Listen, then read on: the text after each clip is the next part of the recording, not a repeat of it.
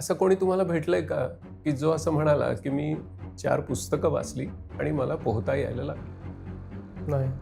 तो पोहायला कसा बरं शिकला? तर त्यांनी पाण्यात उडी मारली आणि प्रयत्न सुरू केले. Knowledge is information in action. Action.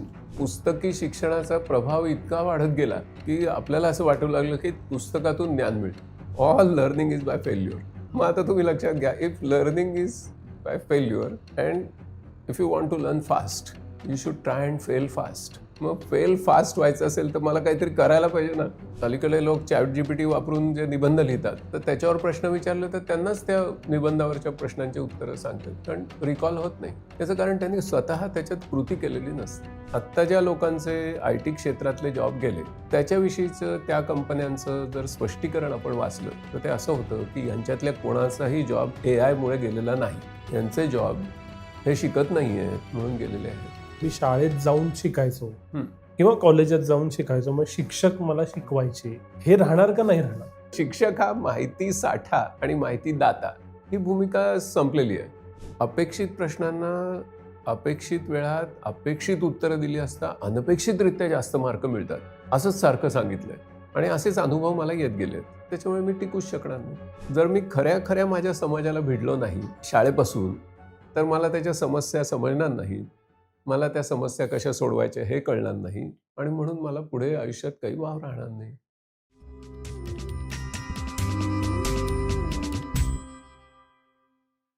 नमस्कार, मी विनायक पाचलक आणि थिंक बँकच्या बिहाइंड द सीन्समध्ये तुम्हा सगळ्यांचं पुन्हा एकदा स्वागत. गेले काही महिने आपण ज्या काही चर्चा करतोय त्याच्यातून सातत्यानं एकच गोष्ट समोर येते, ते म्हणजे जग वेगानं बदलतंय. कालचं आज नाही. AIचे नवीन नवीन टूल्स येत आहेत. AI सोडा जिओपॉलिटिक्स पासून ते इतर सर्व क्षेत्रांमध्ये बदलांची गती खूप वाढली. या सगळ्यामध्ये एकच गोष्ट कॉन्स्टंट आहे असं म्हणतात, ते म्हणजे सतत शिकलं पाहिजे. पण म्हणजे नक्की काय? सतत शिकता येतं का? त्यासाठी काय करायला हवं? या सगळ्यासाठीचा आजचा एपिसोड आहे. मुलाखतीला सुरुवात करण्याआधी जाणून घेऊया आपल्या प्रायोजकांबद्दल. थिंक बँकचे या व्हिडिओचे प्रायोजक आहेत विंट वेल्थ. विंट वेल्थ हा एक युनिक स्टार्टअप आहे. विंट वेल्थ हा एक असा प्लॅटफॉर्म आहे की जिथं आपण सर्वजण 9 ते 12% फिक्स रिटर्न देणाऱ्या बॉन्ड्समध्ये गुंतवणूक करू शकतो. विंट हा सेबी रजिस्टर्ड ब्रोकर आहे आणि झेरोदा सारख्या मोठ्या संस्थेनं त्यांना बॅक केलेलं आहे. त्यामुळे ट्रान्सपरन्सी आणि ट्रस्ट याच्या बाबतीत विंट वेल्थ एकदमच टिकमार्क होतो. शिवाय या प्लॅटफॉर्मवरती जे बॉन्ड इन्व्हेस्टमेंटसाठी तुम्हा आम्हाला उपलब्ध केले जातात, त्याच्यामध्ये विंट वेल्थ स्वतः सुद्धा गुंतवणूक करते, जेणेकरून सर्व सिक्युरिटी चेक्स व्यवस्थित पार पाडले जातात. या प्लॅटफॉर्मवरती अगदी ₹1000 सुद्धा आपण आपली गुंतवणूक सुरू करू शकतो. त्यामुळे गुंतवणुकीचा एक नवा आयाम आता आपल्या सर्वांसाठी विंट वेल्थमुळे उपलब्ध झालेला आहे. विंट बद्दल अधिक माहिती जाणून घ्यायची असेल तर तुम्ही डिस्क्रिप्शन मध्ये दिलेल्या लिंकवर नक्की क्लिक करा. आता आपण पुन्हा वळूया आपल्या आजच्या मुलाखतीकडे. माझ्याबरोबर आहेत विवेक सावंत सर. तर स्वागत आहे थिंक बँक वरती पुन्हा एकदा. नमस्कार. आणि हाच प्रश्न आहे. सगळेजण सांगतात की सतत शिकलं पाहिजे. कसं शिकायचं? आधी आपण असा विचार करू की का शिकायचं? हं, ज्याच्याविषयी तुम्ही आत्ताच बोललात. हं, महत्त्वाची गोष्ट अशी आहे की आता disruption has become the order of the day. हं. पूर्वी आपण म्हणायचो की काही वर्षांनी डिसरप्शन होतं आणि जग बदलतं. हो. हं. आता आपण बघतोय रोज नवीन-नवीन AI टूल्स येतात आणि फंडामेंटल डिसरप्शन्स हे होत आहेत. हं, आणि अशा जगामध्ये मला त्याच्याशी जुळवून घेता आलं पाहिजे. हो. माझा टिकाव धरून राहता आलं पाहिजे आणि माझी प्रगती पण करता आली पाहिजे. हं, याच्यासाठी आता मला आजीवन विद्यार्थी व्हायला पाहिजे. हं, लाईफ लाँग लर्नर. त्याचा पर्यायच नाहीये. हं. हं. नाहीतर पूर्वी आवड म्हणून शिकणं ही गोष्ट वेगळी होती. अजूनही आवड म्हणून शिकावंच. त्याच्यात आनंद असतो. पण आता ती सर्वांची गरज आहे. हं. आता आपण तुमच्या प्रश्नाकडे येऊया. शिक्षण आपण कशासाठी घेणार आहोत? तर आपल्याला नवीन ज्ञान आत्मसात करायचं आहे हो. आणि मग तसं करताना काही नवीन ज्ञान आपण निर्माणही करू शकतो. आता आपण सर्वसामान्य लोकांविषयी बोलू, की आपल्याला नवं जे ज्ञान निर्माण होतंय जगामध्ये, हं. ते आत्मसात करायचे. हं. ज्ञान तरी आत्मसात कशाला करायचं? तर त्या ज्ञानाचा मला माझ्या आर्थिक विकासासाठी, सामाजिक विकासासाठी, सांस्कृतिक आणि एकंदर माझ्या अवतीभोवतीचं जे अतिशय वेगाने तुम्ही म्हटलात तसं जे बदलतं जग आहे, त्याच्याशी मला जुळवून घ्यायचंय आणि पुढे जायचंय. हं. मग आता प्रश्न असा होतो, की जर शिकणं हे ज्ञान आत्मसात करण्याचं माध्यम आहे, म्हणजे लर्निंग हा जो शब्द आहे त्याला आपण it's a dynamic form of knowledge असं त्याच्याकडे बघूया. बरं. हं. हं. पुस्तकात छापलेलं जे असतं ते स्टॅटिक फॉर्म ऑफ नॉलेज. हं. आपण जे शिकत राहतोय, हं. It's a dynamic form of knowledge. हं. मग आता ह्या ज्ञानग्रहणाची सर्वात सोपी काही पद्धत आहे का? की ज्यामुळे हं. मी सतत शिकत राहू शकेन? हं. हं. याच्याविषयी जगात खूप विचार झाला हं. आणि निरनिराळ्या लोकांनी निरनिराळ्या पद्धती सांगितल्या आहेत. तर आपल्याला असं लक्षात येतं, की सर्वसामान्य लोकांना असं वाटतं, की पुस्तकं वाचल्याने ज्ञान मिळेल. काहींना असं वाटतं, की YouTube व्हिडिओज ज्ञान मिळेल. हो. काहींना टेड टॉक्समधून मिळेल अँड सो ऑन रील्स बघून मिळेल वगैरे, वगैरे, वगैरे. पण एक लक्षात घेऊ आपण, की त्याच्यामध्ये ज्ञान असतं का? तर असतं. हं. पण आपल्याला ते कसं मिळतं? तर माहिती या स्वरूपात मिळतं. हं. कोणाला तरी मिळालेलं ज्ञान, तो ज्ञाता त्या YouTube व्हिडिओमध्ये टाकतो. ही गोष्ट खरी आहे. हं. पण तो ज्यावेळी YouTube व्हिडिओमध्ये टाकतो आणि ते आपल्याला मिळतं, त्यावेळी ते माहितीच्या स्वरूपात मिळतं. ते ओके. ज्ञान नसतं. बरं. हं. मग त्याचं ज्ञानामध्ये रूपांतर कसं करायचं? हं. हा प्रश्न गंभीर असतो. त्याचं जे ज्ञानामध्ये रूपांतर करायचं, त्याच्यासाठी मला त्या माहितीवर शारीरिक म्हणा, बौद्धिक म्हणा, भावनिक म्हणा किंवा वैचारिक म्हणा, कृती करावी लागते. हं. तेव्हा त्या माहितीचं ज्ञानामध्ये रूपांतर होतं. अच्छा. हां. मग मला ते ज्यावेळी ज्ञान होतं, तर ती माझी एक अत्यंत जिवंत अशी प्रक्रिया असते. हं. मला त्या कृतीमधून ते ज्ञान मिळतं आणि मग मी दुसऱ्यांना ज्यावेळी सांगतो, पुन्हा त्याचं माहितीत रूपांतर होतं. अच्छा. ओके. पीटर ड्रकरनी अगदी सोप्या शब्दात हे सांगितलेलं आहे. मॅनेजमेंट गुरु. ते काय म्हणतात, की knowledge is information in action. हं. म्हणजे अगदी साधं उदाहरण आपण घेऊया, की असं कोणी तुम्हाला भेटलंय का, की जो असं म्हणाला, की मी 4 पुस्तकं वाचली, 2 YouTube व्हिडिओ बघितल्या आणि मला पोहता यायला लागलं. नाही. ओके. असं का झालं? हं. याचं कारण त्याला पोहण्याविषयीची माहिती मिळाली. हं. तो पोहायला कसा बरं शिकला? तर बरोबर. त्यांनी पाण्यात उडी मारली हं. आणि प्रयत्न सुरू केले. Knowledge is information in action. Action. हं. त्यांनी जे पुस्तकात वाचलं होतं, ती इन्फॉर्मेशन घेतली किंवा त्याचा जो कोच होता, त्यांनी त्याला काही सांगितलं, असं कर, तसं कर, वगैरे, वगैरे. हं. लाईफ जॅकेट असं लाव वगैरे. ते सगळं झालं. हं. शेवटी त्याला पोहण्याची भरपूर माहिती मिळाली. ज्ञान कधी मिळालं? ज्यावेळी त्यांनी त्याच्यावर एक शारीरिक कृती केली. हं. त्यावेळी त्याचं ज्ञानामध्ये रूपांतर झालं. हं. आता त्याच्यामुळे मग शिकायचं कसं? तर माहिती जरूर घ्यावी या सोर्सेसमधून. खूप माहिती आहे त्याच्यात. हं. पण ह्या प्रश्नाने एका माणसाला भयंकर पछाडलं होतं आणि त्या माणसाचं नाव आहे महात्मा गांधी. हं. आणि त्याचं त्यांनी उत्तर शोधलं आणि म्हणून त्यांचं नाव रोल ऑफ ऑनर्स हे जे पब्लिश केलं गेलं युनेस्कोनी, की गेल्या 1000 वर्षातली ज्यांनी सर्वात जास्त शैक्षणिक क्षेत्रामध्ये नवीन विचार दिले. असे कोण? त्याच्यात भारतातली 3 नावं आली. रवींद्रनाथ टागोर, महात्मा गांधी आणि जे.पी. नाईक हं. तुमच्या कोल्हापूरचे. हं. हं. तर महात्मा गांधींचं नाव का बरं आलं? ते तर सगळ्या जगाला सत्याग्रहाविषयी माहिती आहे. त्याचं कारण असं आहे, की त्यांना फिनिक्स आश्रमापासून हा प्रश्न पडला, हं. की ज्ञानग्रहणाचं माध्यम काय? हं. ज्ञानार्जनाचं माध्यम काय? हं. हा गांधींना पडलेला प्रश्न आहे. हं. तर गांधींची पद्धत आहे, की प्रयोग करायचे. आणि प्रयोगातून हां. शोध लावायचा. म्हणजे मुलांवर प्रयोग केले हं, फिनिक्स आश्रमापासून. हं, आणि मग हळू त्यांना ही स्पष्टता आली, की ज्ञानार्जनाचं माध्यम पुस्तक नाही, हं, तर सामाजिकदृष्ट्या उपयुक्त आणि उत्पादक काम हेच ज्ञानार्जनाचं एकमेव माध्यम आहे. हं, आणि तुम्ही बघा, तुम्हाला जर सतत शिकत राहायचं असेल, तर तुम्हाला प्रथम कामापासून सुरुवात करावी लागेल. हं. आणि ती किती छान गोष्ट आहे, कारण तुम्ही एखाद्या कंपनीत काम करताय, समजा आय-टी कंपनीत काम करताय. हो. तिथे एक समस्या उभी राहते हं. आणि आजचं तुमचं जे ज्ञान आहे त्याला अपुरं असतं. हो. ती समस्या तुम्हाला कल्पकतेने सोडवायची असते.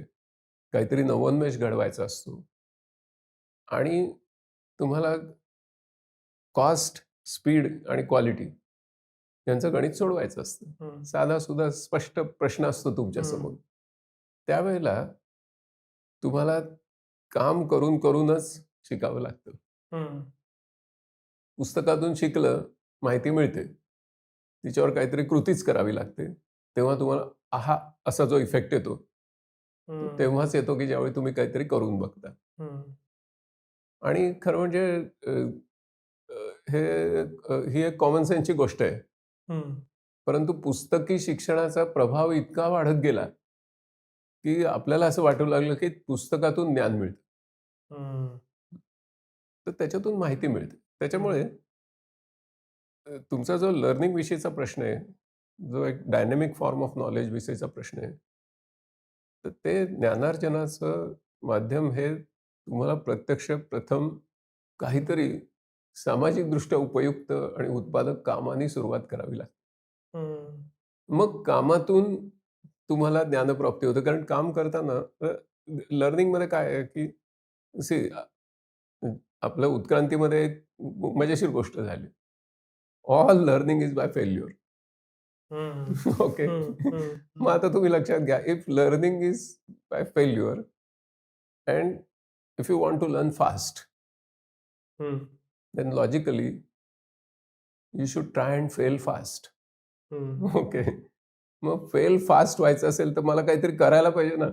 हं, लहान मूल कसं चालायला शिकतं? हं, धडपड करून चालायला शिकतं. हं, आणि बरं त्याची आई त्याला असं नाही सांगत ना, की आता आज काय तर लेसन नंबर 1 पुस्तक उघडा. Left leg forward. हं, उद्या काय तर राइट लेग फॉरवर्ड असं नाहीये.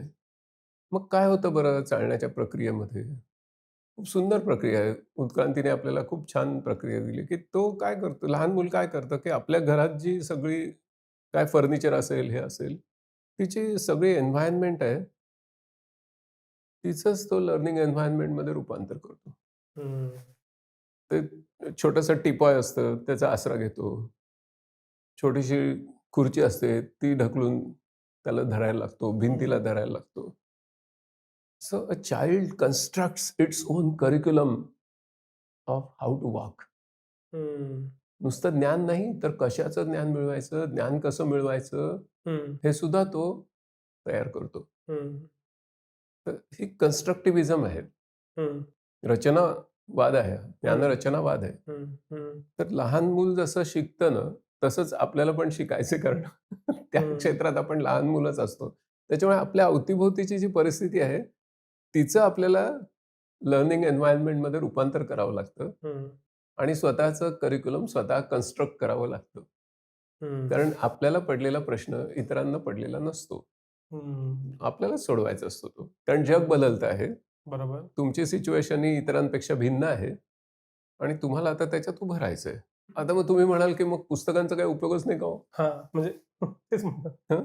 हं, असा प्रश्न तुमच्या मनात आला असेल. हं, आता हे जे तुम्ही प्रत्यक्ष काहीतरी भिडता हं, परिस्थितीला, मग तुम्ही शरीराने भिडा, मनाने भिडा, विचाराने भिडा, ओके. हं, दॅट इज फाईन. कुठली तरी कृती तुम्ही करताय. काल्पनिक कृती करा. फार हं, महत्त्वाची गोष्ट आहे ॲब्स्ट्रॅक्ट लेव्हलला. हं, तर ह्या कृतींमधून तुम्हाला जे मिळतं, त्याला आपण टॅसिट नॉलेज असं म्हणतो. ओके. हं. ते तुम्हाला कळतं, पण तुम्ही दुसऱ्यांना नाही सांगू शकत. हो. हां. म्हणजे साधी गोष्ट, की तुम्ही सायकल चालवायला शिकलात. हं. सायकल तुमच्या हातात दिली तर तुम्ही सायकल चालवून दाखवाल. हो. पण तोल का सांभाळला जातो? याचं हं. विज्ञान नाही तुम्ही सांगू शकत. नाही. हो. ओके. म्हणजे कन्झर्वेशन ऑफ अँग्युलर मोमेंटम असं तुम्ही नाही सांगू शकत. हां, म्हणजे नाहीच करू शक्यच नाही. हां. की जास्त जोरात सायकल चालवली असता, अगदी सहजच तोल सांभाळता येतो. सायकल हळू-हळू चालवायला लागलं, की तोल जाण्याची शक्यता वाढत जाते. असं का हं. होतं? हे नाही तुम्ही सांगू शकत. हं. तुम्ही ते एक्सपिरियन्स करता आणि त्याच्यामुळे तुम्ही हळू-हळू ज्यावेळी सायकल चालवायला स्लो सायकलिंग करायला लागतं, त्यावेळी तुम्ही तोल सांभाळण्याचा नीट प्रयत्न करता. त्याचं म्हणजे तुम्हाला ज्ञान प्राप्त झालेलं आहे. हो. किंवा ज्यावेळी तुम्ही जोरात सायकल चालवत असता, त्यावेळी तुम्ही बेफिकीर असता. हो. तोल सांभाळण्याचं काही नाही. हे तुम्हाला कळतं. कारण तुम्ही ती कृती केली आहे. हं. हं. हं. आता प्रश्न येतो, की ह्या टॅसिट नॉलेजकडून मी एक्सप्लिसिट थिओरेटिकल नॉलेजकडे कसं जाणार? हं. कारण त्याच्यात प्रेडिक्टेबिलिटी असते. बरं. बरोबर आहे. तिथे मला ग्रंथ वाचावे लागतात. हं. मग तिथे तुम्हाला ज्ञानी लोकांच्या YouTube व्हिडिओचा उपयोग होतो. हं. कारण तुम्ही स्वतः कृती केलेली असते आणि मग त्याची प्रचिती तुम्ही घेत असता. हं.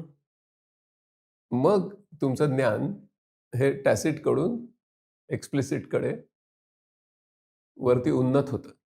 हं. हं. हं. आणि ते मिळाल्यानंतर मग तुम्हाला प्रेडिक्टेबिलिटी येते. हं. हं. ओके. मग तुम्ही ते दुसऱ्यांनाही सांगू शकता. हं. कारण ते तुम्हाला झालेलं ज्ञान असतं. हं. दुसरे ज्यावेळी ते रिसीव्ह करतात त्यावेळी त्यांची ती माहिती असते पुन्हा. हं. पुन्हा त्यांना तसंच करून बघावं लागतं, तरच होतं. हं. नाहीतर ते विसरतात. कारण माहिती विसरली जाते. हं. कळलं की नाही? तुम्ही खूप वाचन करता, पण विसरून जाता. हो. खूप भाषणं ऐकता, पण विसरून जाता. 2 दिवसांनी विचारलं तर 50% विसरलेलं असतं. हो. किंवा एका तासानेच खरं म्हणजे अलीकडे. हं. हं. म्हणजे अलीकडे लोक ChatGPT वापरून जे निबंध लिहितात, हं. तर त्याच्यावर प्रश्न विचारले तर त्यांनाच त्या निबंधावरच्या प्रश्नांची उत्तरं सांगतात. कारण रिकॉल होत नाही. हो. त्याचं कारण त्यांनी स्वतः त्याच्यात कृती केलेली नसते. हो. तुम्ही जर कृती केली, तर तसलं हं. काय विसरत नाही तुम्ही. हं. त्याच्यामुळे मला जर आता शिकायचं कसं? असा जर प्रश्न तुम्ही विचारला, तर सारांशाने मी असं सांगेन, की तुम्ही प्रथम तुमच्या पडलेल्या प्रश्नाला भिडा. हं. उगाच काल्पनिक कुठल्यातरी विषयांचं काहीतरी डिकॉन्टेक्स्च्युअलाइज्ड म्हणजे संदर्भविहीन पद्धतीने काहीतरी अभ्यास करायला लागू नका. हं. आजचा माझा संदर्भ काय? मला पुढे कुठे जायचंय? माझा हेतू काय? हा निश्चित करून प्रथम कृती करून बघा. त्याच्यातलं फेल्युअर सेलिब्रेट करा. हं. कारण failure is not a permanent condition. हं. Failure is not a permanent setback. Okay. हं. माझ्या लर्निंगमधली ती एक महत्त्वाची पायरी आहे. हं. त्या लहान मुलासारखं मी ते एन्जॉय केलं पाहिजे. तो पडल्यानंतर पण धडपडल्यानंतरही हसतो कधी-कधी. ओके. तर तसं म्हणजे आता मी शिकत आहे, शिकण्याच्या मार्गावर आहे. ह्याचं ते प्रूफ आहे. हं. नाहीतर मी फेलच झालो नाही, तर माझ्याकडे काय प्रूफ आहे मी शिकतोयच. हं. तर या पद्धतीने आपण जर बघितलं, तर मग एक मजा होते तयार. हो. आणि तीच खरी जीवनाची कला आहे. ती म्हणजे तुम्ही काहीतरी काम करू लागता. त्या कामातून हळू तुम्हाला ज्ञानप्राप्ती होते. कारण हं. ज्ञानप्राप्ती करायची हा हेतू तुमच्या मनात पक्का असतो. हं. नाहीतर ते काबाड कष्ट असतात. हं. तुम्ही नुसतंच काम करत बसलात हं. आणि त्याच्यातून ज्ञानप्राप्ती करायची हा हेतूच नाहीये तुमच्या मनात. तर काबाड कष्ट आहेत. हं. त्याच्यामुळे परात्म भाव निर्माण होतो त्या कामाविषयी. मार्क्सने त्याच्याबद्दल बोललं एलिव्हनेशन, की मला हं. या कामातून काही ज्ञानप्राप्ती करायचीच नाहीये ना. हो. मला फक्त इकडच्या पाट्या तिकडे उचलून टाकायच्या आहेत. मग ते काम नाही राहत. ते काबाड कष्ट होऊन जातं. हं. एलिनेशन होतं. आता माझा हेतू पक्का आहे, की मला ह्याच्यातून काहीतरी शिकायचं बरं का. हं. मग त्या कामातून मी ज्ञानप्राप्ती करतो आणि ती ज्ञानप्राप्ती कशासाठी करतो? हं. तर केवळ ज्ञानप्राप्तीसाठी ज्ञानप्राप्ती केली तर तो एक नॉलेज कन्झ्युमरिझम होऊन बसेल. हं. हं. तर ज्ञानप्राप्तीतून अधिक फलदायी काम मला निर्माण करायचं आहे. मी आज जे करतोय, हं. ते अधिक गुणात्मकदृष्ट्या उच्च दर्जाचं मला करायचंय. ही प्रेरणा आहे माझ्या मनात हं, आणि म्हणूनच मी टिकून राहणार आहे जगात. हं. कळत? म्हणून मी त्या ज्ञानाचं रूपांतर पुन्हा त्याचं ज्ञानाचं उपयोजन पुन्हा एका तेच माझं काम उच्च दर्जाने करण्यामध्ये, घेणार. अधिक गतिमान करण्यामध्ये, त्याची किंमत म्हणजे खर्च कमी करण्यामध्ये, हं. असं मी त्याचा उपयोग करतो. राइट. सो ही जी अशी एक अपवर्ड स्पायरल बिल्ड करणं, हं, ही खूप आनंदमय प्रक्रिया आहे. हं, आणि सध्याचं जग जे वेगाने बदलतंय ना, ती खूप छान संधी आहे. कारण मला ही स्पायरल माझी वाढवत नेता येते. हं. आणि I can keep on enjoying. बरोबर. स्टॅटिक नाहीये माझ्या भोवतीचं जग. हो, मी कंपनीत लागलो आणि रिटायर पण तिकडूनच झालो. काही नवीन काही शिकलो नाही. हो. तर माझं माणूस म्हणून अस्तित्व फार चॅलेंज झालं त्याच्यात. म्हणजे त्याच्यात काही मजाच नाही राहिली. हं, म्हणजे माझं क्षुल्लकीकरण झालं, की मी हं. माणूस होतो, याचा मला कुठेही वाव मिळाला नाही. हं. तर ही ती मजा आहे. तुम्ही लर्निंग बाय डुईंग असेल, नई तालीम असेल, हे सगळं खूप ॲब्स्ट्रॅक्ट आहे. होतं असं म्हणजे माझा प्रश्न असा आहे, की ह्याच्यापेक्षा पुस्तकं वाचल्यावर शिकतो, हे माझ्या मनात फार सबकॉन्शियसली बसलंय. कारण मी शाळेपासून 8-9 तास कोणी वाचून दाखवतंय, कोणी पी-पी-टी दाखवतंय आणि त्यातनंच मला ज्ञान मिळालं, असा माझा मेंदू मला कधी-कधी सिग्नल देतो. तर ह्याचं काय करायचं? त्यामुळं लर्निंग बाय डुईंग घडतं, हेच मला माहीत नाही. त्यामुळे नवीन चॅलेंज आला, की मी जुन्या मेथडकडे जातो, की आता मला कोण शिकवेल? आता मला कोण वाचेल? किंवा काय वाचल्यानं माझा प्रश्न सुटेल? ह्याचं काय करायचं? अगदी सिंपल आहे, की मी खरं म्हणजे आधी तुम्हाला ॲब्स्ट्रॅक्टपेक्षा फारच काँक्रीट उदाहरण दिलं होतं, ते पोहण्याचं दिलं होतं. हो, काय होतं, की तुम्ही ज्यावेळेला उडी मारता पाण्यामध्ये, त्यावेळी तुम्हाला शिकणं भाग असतं. हो, नाहीतर मराल. हो. बरोबर. आता हे जे पी-पी-टी बघणं आहे किंवा पुस्तक वाचणं आहे, ह्याच्यानंतर माझ्या समोरची समस्या सोडवण्यासाठी हं, मला पुन्हा स्वतःलाच काहीतरी करावं लागतं की नाही? हं, जर माझी त्याच्यानंतर परीक्षाच होणार नसेल, हं, नाही परीक्षा म्हणजे मी ती तुमची सध्याची शिक्षण व्यवस्था जी प्रिडिक्टेबल एक्झाम्स घेते त्याविषयी बोलत नाही मी. हं. जीवनातल्या परीक्षेविषयी मी बोलतोय. हो, हं. प्रेडिक्टेबल एक्झाम्स या तुम्ही पुस्तकं वाचून, पाठांतर करून, घोकमपट्टी करून, पोपटपंची करू शकता. हो. पण त्या ज्या परीक्षा आहेत, त्या आता कालबाह्य झाल्या आहेत. हं, त्याचं अगदी साधं कारण आहे, की त्या परीक्षांमधले जे पेपर आहेत, ते तर ChatGPTला दिले तर तो चांगली उत्तरं देतो त्याच्यापेक्षा. हो, त्याच्यामुळे त्या कौशल्याच्या आधारे तुम्हाला याच्यापुढे नोकरी कोणीच देणार नाहीये. हो. कळलं किती? आणि आपलं जे राष्ट्रीय शैक्षणिक धोरण आहे, त्याच्यातलं जर आर्टिकल 12.2 तुम्ही बघितलंत, बरं, ते स्पष्ट म्हणतं, की end of high stake final examinations. बरं. अगदी त्यांनी predictable exams, high stake exam, final exam हे बंद कराव्यात अशी शिफारस केलेली आहे. अच्छा.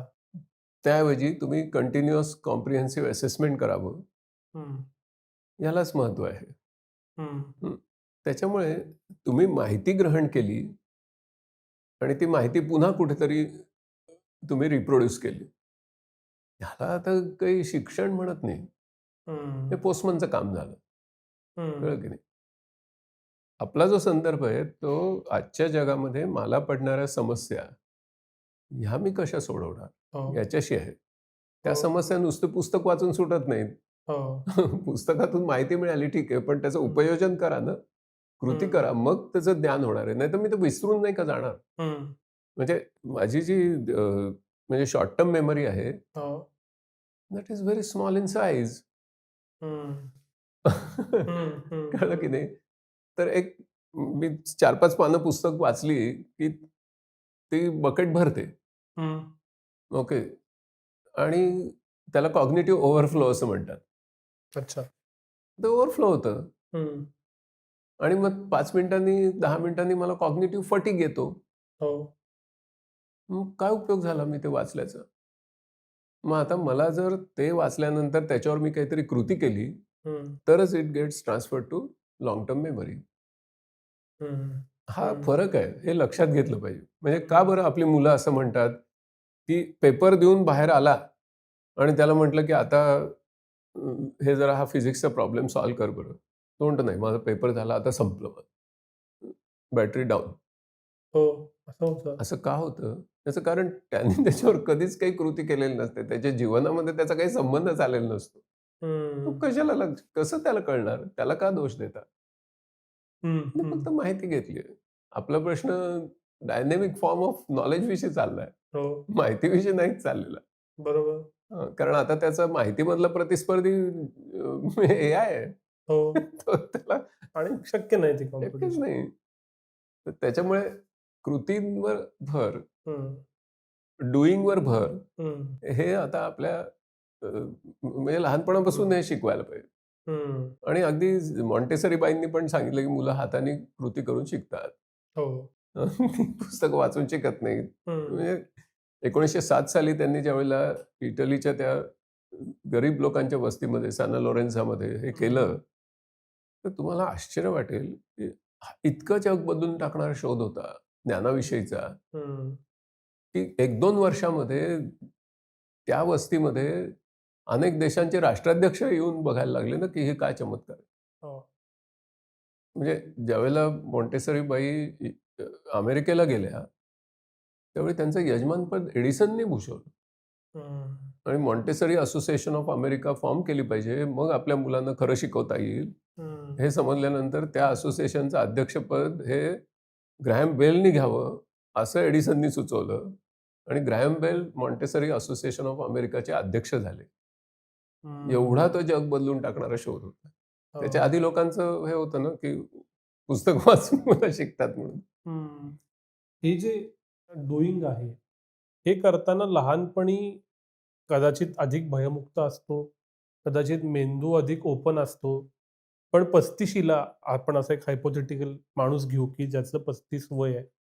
ई-एम-आय आहे ₹80,000 चा, 1.5 लाख पगार आहे आणि आता त्याला एक्झिस्टेन्शियल क्रायसिस आलाय.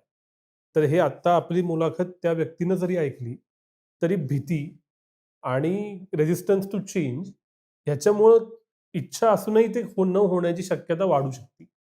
अशा वेळेला काय करायचं? आता अगदी म्हणजे रेझिस्टन्स टू चेंज ज्यांचं आहे, त्यांच्याविषयी आपण लक्षात घेऊया, की त्यांना प्रगती हवी आहे का एक्सटिंक्शन हवी आहे? हं, हा मुख्य प्रश्न, हा एक्झिस्टेन्शियल प्रश्न आहे. हं, आता तुम्हाला जर बाकीचं जग बदलतंय, वेगाने बदलतंय, अशा वेळी तुम्ही तिथेच राहायचं ठरवलं, हं, तर म्हणजे स्टीव्ह जॉब म्हणालेच आहेत, की "there is greater danger in standing still."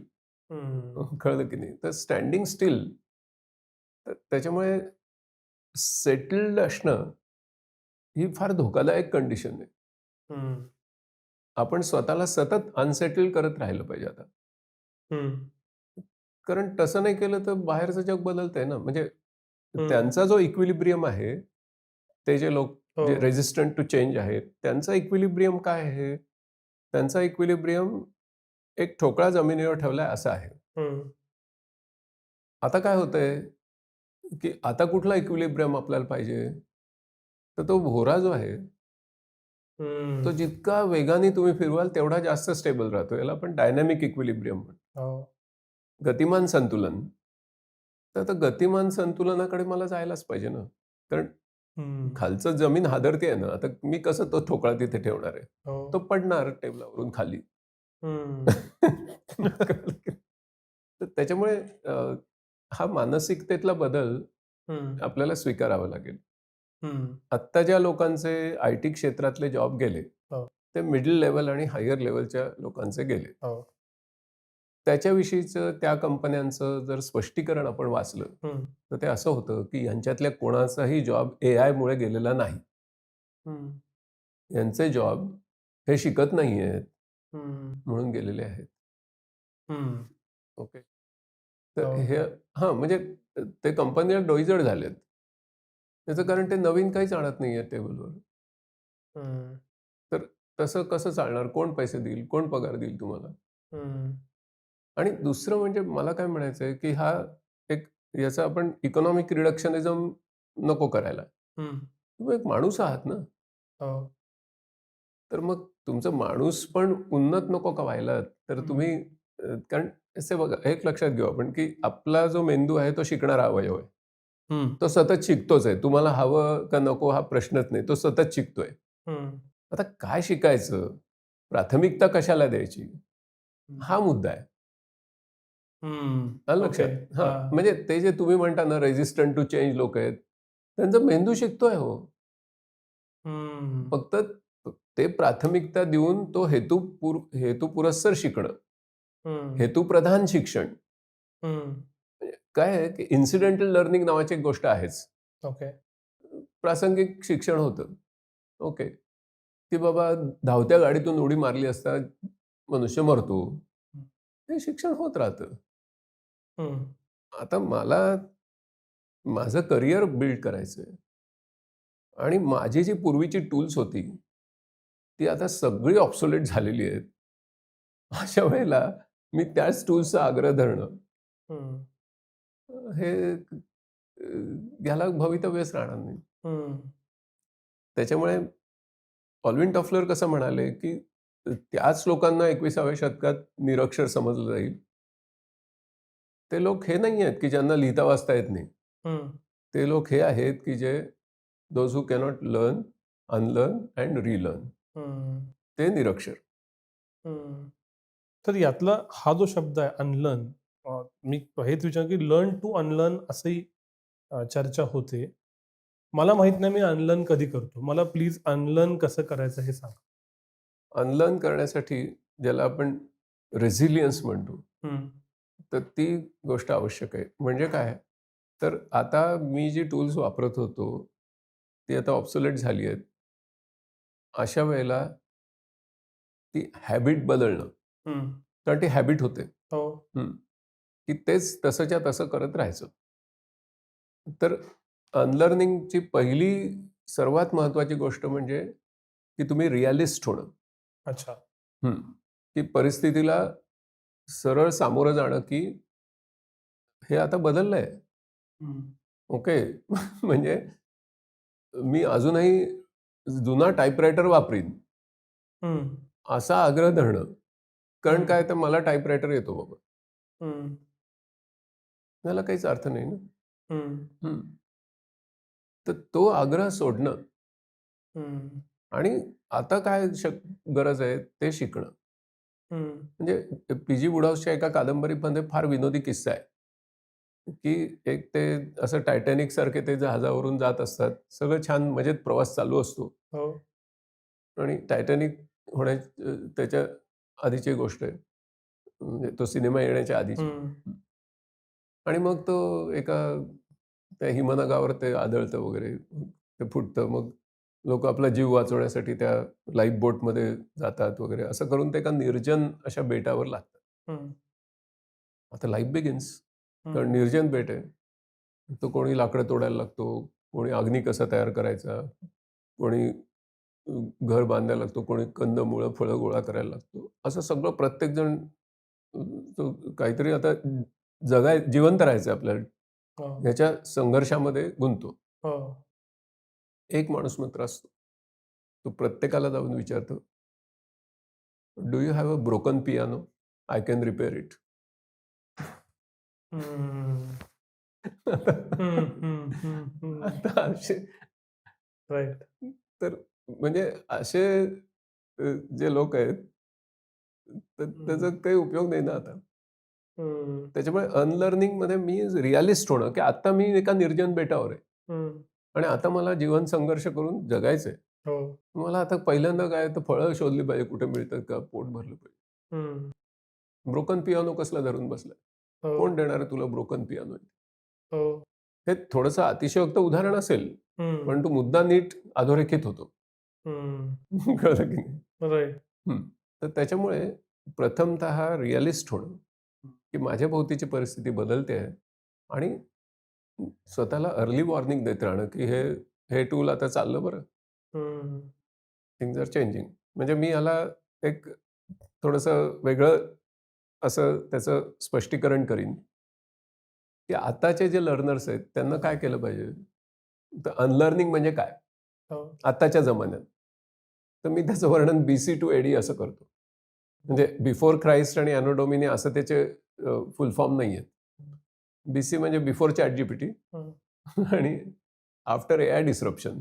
बरोबर. त्याच्यामुळे मी जी कुठली कृती करत असेल, तर मी स्वतःला पहिल्यांदा विचारलं पाहिजे, की हे मी AI येण्याच्या आधीच्या जमान्यातल्या गोष्टी त्या पद्धतीप्रमाणे करतोय, का AI आल्यानंतरच्या पद्धतीप्रमाणे करतो. हं, म्हणजे मी AIला माझा पार्टनर करून घेतलंय का नाही घेतलेलं, हं. हे आता आपल्याला ठरवायलाच पाहिजे. बरोबर. Otherwise I will be obsolete. हं, त्याच्यामुळे अनलर्निंग ही एक सुद्धा दिशा आहे आता, हं, की मी काय अनलर्न करायचं? हं. तर मी हे विचारायचं, की मी BCमध्ये करतोय का ADमध्ये करतोय? BCत करत असेल तर मी ते सोडलं पाहिजे. बरोबर. कारण जमाना बदल गया है. हो. हं. आत्ता मला एक पॉडकास्ट करायचं आहे. हं. तर मी असं बसलो आणि जुन्या पद्धतीने करत राहिलो. नो वे. त्याच्यापेक्षा मी नोटबुक LMला प्रॉम्प्ट दिला हो.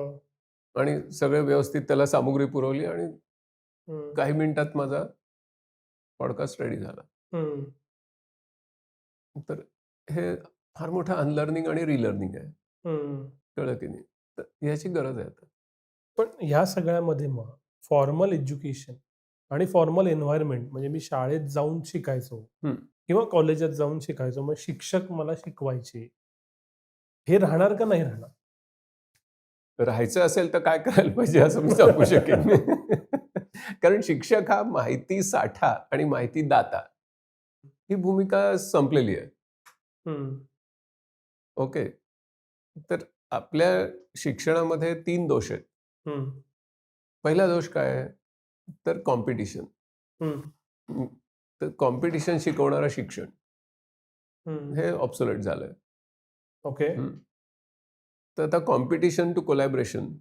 हं, कारण आता 2 वर्षापूर्वी अमेरिकेमध्ये जेवढ्या लोकांचे जॉब्स गेले, त्यापैकी फक्त 11% लोकांचे जॉब स्किल नसल्यामुळे गेलेले आहेत. बरं. एकूण 90% लोकांचे जॉब ते टीमवर्क करू शकले नाही. हं, त्यांच्याकडे पुरेशी चिकाटी नव्हती. एका कठीण समस्येला भिडून ती हं. गुंतागुंतीची समस्या सोडवण्यासाठी जो पर्सिव्हिरन्स लागतो, तो त्यांचा कमी पडला. अशी कारणं त्याच्यात आहेत. एकूण 90% लोकांची. हं, बापरे! हं. आता माझी जर शाळा मला हे शिकवणारच नसेल, तर मी त्या 89% जाईन. हं, ओके. कारण त्यांनी मला फक्त अपेक्षित प्रश्नांना अपेक्षित वेळात अपेक्षित उत्तरं दिली असता अनपेक्षितरित्या जास्त मार्क मिळतात. असंच सारखं सांगितलंय आणि असेच अनुभव मला येत गेलेत. हो. त्याच्यामुळे मी टिकूच शकणार नाही. त्याच्यामुळे जर माझी शाळा मला कॉम्पिटिशनकडून कोलॅबोरेशनकडे नेत असेल, तर ती शाळा टिकून राहील. हं, दुसरी गोष्ट कन्फॉर्मिटी. हं, म्हणजे जे मी दिलंय त्या धड्यामध्ये ते तसंच्या तसं तू पाठ कर, तसंच्या तसं उत्तरं दे. हं, ह्याला हं. आता जास्त मार्क मिळतात. हो. हं. तर मला कन्फॉर्मिटी असणारी शाळा जी आहे ती ऑब्सोलेट होईल. हं, त्याचं कारण एआयने तिचा घात केलेला आहे. हो. मग मला कन्फॉर्मिटीच्या ऐवजी ट्रान्सफॉर्मिटी देणारी शाळा जर असेल तर ती टिकेल. अच्छा. मला परिवर्तन करायला शिकवणारी शाळा आहे का? तर ती हं, नक्की टिकेल. हं. ओके. तिसरी गोष्ट, सगळं आपलं शिक्षण हे क्लास क्रिएटिंग आहे. हो, कोणीतरी फर्स्ट क्लास, कोणीतरी सेकंड क्लास, कोणीतरी थर्ड क्लास, कोणीतरी नापास. हो. आणि त्याच्यामुळे ती शाळा जी आहे, ती एका आपल्या देशाच्या दृष्टीने पाहायला गेलं, तर ती एक डिव्हायडिंग फोर्स आहे.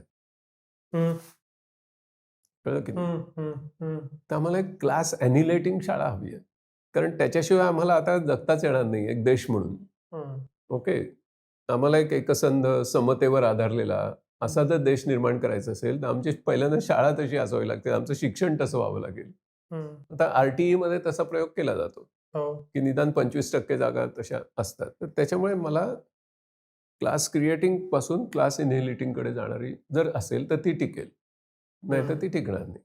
हं, ओके. तर असे आता आता लोकांना हळू हे कळायला लागेल. हं, त्याचं कारण जर मी खऱ्या-खऱ्या माझ्या समाजाला भिडलो नाही हं, शाळेपासून, तर मला त्याच्या समस्या समजणार नाहीत. मला त्या समस्या कशा सोडवायच्या हे कळणार नाही हं, आणि म्हणून मला पुढे आयुष्यात काही वाव राहणार नाही. कळलं हं. की नाही? आता समजा आपल्याला मेक इन इंडिया यशस्वी करायचं आहे, आता आत्मनिर्भर भारत हो. याच्यासाठी. तर मेक इन इंडिया कधी यशस्वी होईल? हं, तर सगळे जगातले तज्ज्ञ अ, जे म्हणतात त्याच्यापासून आपण जर धडा घेतला, तर आपल्याला हे कळेल की मेक इन इंडिया तेव्हाच यशस्वी होईल की ज्यावेळेला डिस्कव्हर इन इंडिया आणि इन्व्हेंट इन इंडिया हे ज्यावेळी आपण यशस्वी करू, तेव्हा मेक इन इंडिया यशस्वी होईल. हं, मग आता सुरुवात शाळेपासून करावी लागेल. तशी जर शाळा असेल तर ती टिकेल. तशी शाळा नसेल तर ती बंद होईल. हं. ओके. म्हणजे डिस्कव्हरी अप्रोचने मला ती शिकवते का? माझी इन्व्हेंटिव्ह जिनियस फुलवण्यासाठी ती मला संधी देते का? हं, म्हणजे ती संधी शाळा आहे का बंदी शाळा आहे? हं, याच्यावर ते ठरेल. हं. त्याच्यामुळे तुमच्या प्रश्नाचं मी थोडंसं बदलून नाही उत्तर मला देण्याचा प्रयत्न करतोय. कारण शेवटी कसं आहे, की तशी शाळा शिल्लक राहणार नाही, हं, असं नकारात्मक उत्तर देण्यात मला रस नाहीये. कारण ती खरंच तशी नाही राहणार. हं. अशा जगात अनेक व्यवस्था आल्या आणि त्या विलयाला गेल्या. राइट. त्यावेळेला वैभव संपन्न होत्या, पण त्या विलयाला गेल्यात हं, आपल्या इतिहासामध्ये. तर त्या बदलायच्या कशा? त्यांचं म्हणजे त्या परिस्थितीप्रमाणे कालसुसंगत कशा होतील? याच्याविषयी काहीतरी सांगणं हे मी माझं कर्तव्य समजतो. मला एक वेगळा प्रश्न विचारायचा आहे तुम्हाला, की कोणताही समाज घडलेल्या डिसरप्शनला स्वतःला अडॉप्ट करतो हं, किंवा ते धुरीण समाजातले त्याला पुढं तसं करायला भाग पाडतात. उदाहरणार्थ इंडस्ट्रियलायझेशन झालं, समाज अडॅप्ट झाला. कॉम्प्युटर आला, मग अगदी तुम्ही स्वतः चालू केलेलं एम-एस-सी-आय-टी असेल, त्याचं फॉर्मल एज्युकेशन चालू झालं आणि इव्हेंच्युअली कॉम्प्युटरचं डिसरप्शन ॲब्सॉर्ब झालं. बरोबर. आता एआयचं डिसरप्शन ॲब्सॉर्ब होईल हे थेअरी म्हणून मान्य आहे. पण याची गती जी एवढी आहे, तर समाजाला रिस्पॉन्ड करायला वेळच मिळणार नाही का? आणि म्हणून केओस होईल का? असं मला शंका वाटते. मी काही भविष्यवेत्ता नाहीये. हं, हं. त्याच्यामुळे तसं होईल का? किंवा होणार नाही का? याच्याविषयी मी मतप्रदर्शन नाही करणार. हं, मी असं म्हणेन, की जर आपल्याला एक समृद्ध राष्ट्र म्हणून उभं राहायचं असेल, हं, तर आपण शिक्षणाची अशी व्यवस्था तयार करूया, हं, की ज्याच्यामध्ये हे जे ट्रान्झिशन आहे, हे हं, स्मूथ होईल. हं, याच्यासाठी कशाची गरज आहे? हं, तर याच्यासाठी मला अशा प्रकारच्या औपचारिक शिक्षणाची गरज आहे, की जी मला लर्नेबिलिटी शिकवेल. हं, माझी लर्नेबिलिटी मी कशी वाढवत न्यायची, हं, हे जी शाळा शिकवेल, हं, तशा शिक्षणाचा मी पुरस्कार केला पाहिजे. हं. आता मग लर्नेबिलिटी कशी वाढवायची? याच्याविषयी जर विचार केला, तर मग त्याचं उत्तर आपल्याला मिळतं. Investments in debt securities, municipal debt securities, securitized debt instruments are subject to risks, including delay and/or default in payment. Read all the offer related documents carefully.